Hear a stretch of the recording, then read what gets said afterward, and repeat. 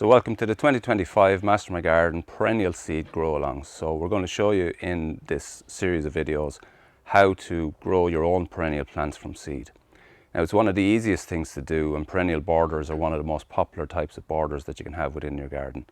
Perennial plants, as you know, flower each year and they keep coming back, and all you have to do is basically trim them every now and again, tidy them off and occasionally split them. But basically they give so much from so little effort. So September is the best month to sow them. And what types of flowers are we talking about here? In this grow along I'll be growing lavenders, Achilleas, Achilleas, Verbenas and many more. So we're going to grow 10 perennial plants from seed. So these are 10 cultivated plants from seed, and we're also going to grow 5 or 6 native plants, so to include some natives into the mix as well. So it's a really simple process. So on this first video I'm just going to show you what we're going to need. For any of you that listen to the podcast, you will have heard me giving out this list already, but it's really simple, and just to show you here now.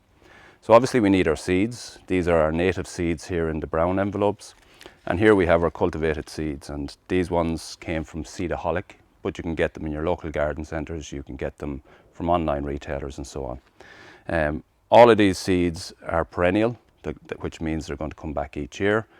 And obviously for each one then we're going to need a little label. So when we sow our seeds, we have a date on it and we have the variety that we're sowing. So afterwards we'll know what we've sown in each individual seed tray.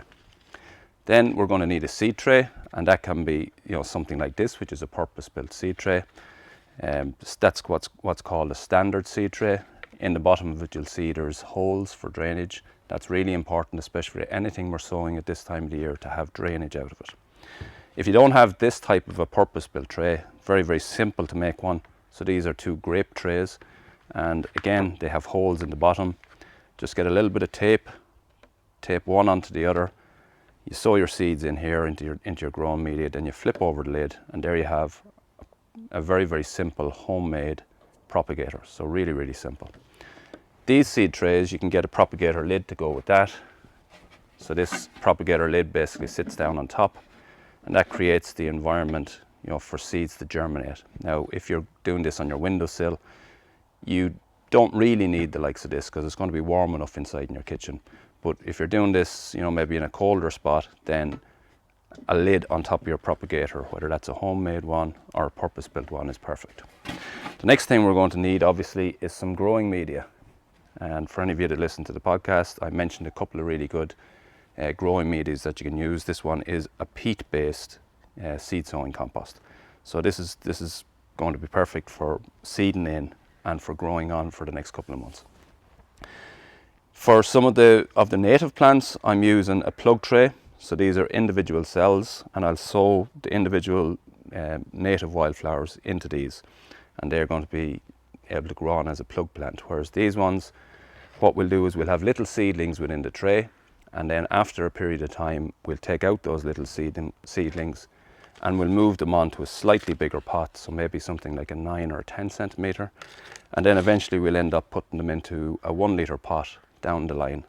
This is the size that we'll have going into next spring, and when we plant these out into the gardens next year, we'll be planting them out from a 1 litre pot. And then as the season goes on next year, we'll have full flowers, probably from the earliest of the perennials that we're going to sow will flower in probably April or May, and then we'll have some of them flowering right the way through to next October, all from a few packets of seed. The other things that we might need, we have just for topping seeds. You can use it if you want. I'll show it in the video where we're sowing the seeds, some vermiculite, just to show how we top off the seeds. It's not essential. I'll also top off the majority of them with the standard compost that we're sowing into. So that's basically everything that we need. So just to recap, we need our seeds, we need our seed trays, or our homemade seed tray if we want. Further down the line, we're going to need some little pots to pot on our seedlings into, and we need a growing media. And other than that, that's all you're going to need to have your own plants, to grow your own perennial plants really simply this September. So that's everything we need. In the next video, I'll show you exactly how to sow all of these.